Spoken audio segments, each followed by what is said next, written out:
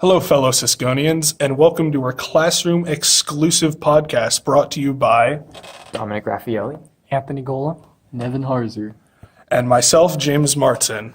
And we want to proudly display our favorite sponsor of all time, the Wake and Bake Dream Griddle. Today's episode is brought to you by Wake and Bake Dream Griddle. Can you remember waking up to the mouthwatering scent of pancakes and bacon on a Saturday morning? Well, dream no longer.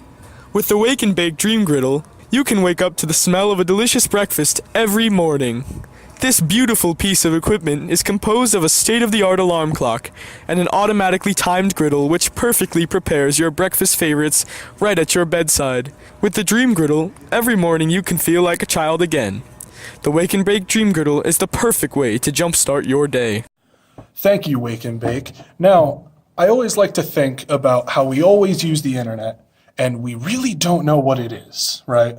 I mean, you look at the URLs at the top, and there's the HTTP in the front, and I don't really even know what that means, do you?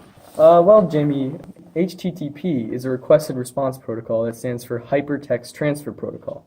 It specifies the message types used for communication, and it's often based on a TCP/IP layer. However, it can be used on any reliable transport layer, that is, a protocol that doesn't lose messages silently, such as UDP. It's consisted of three common message types: get, post, and put. Get, post, and put. I can't say I'm familiar with those words. Gola, do you know what those are? Well, if you have to ask, a GET is a client request for data. The client, or the web browser, sends the GET message to the web server to request HTML posts.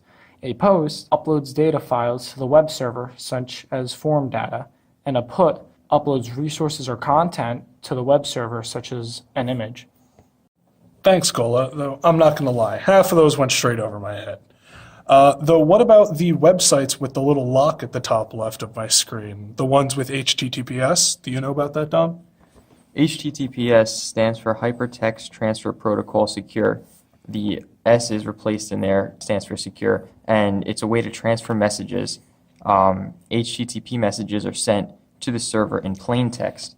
However, HTTPS uses authentication and encryption to secure data as it travels between the client and the server. The data stream is encrypted with Secure Socket Layer, SSL for short, before being transported across the network. Well, I hope all you fellow Cisconians have learned something, because I surely have. I want to thank you all for coming out one more time and wish you a fun day.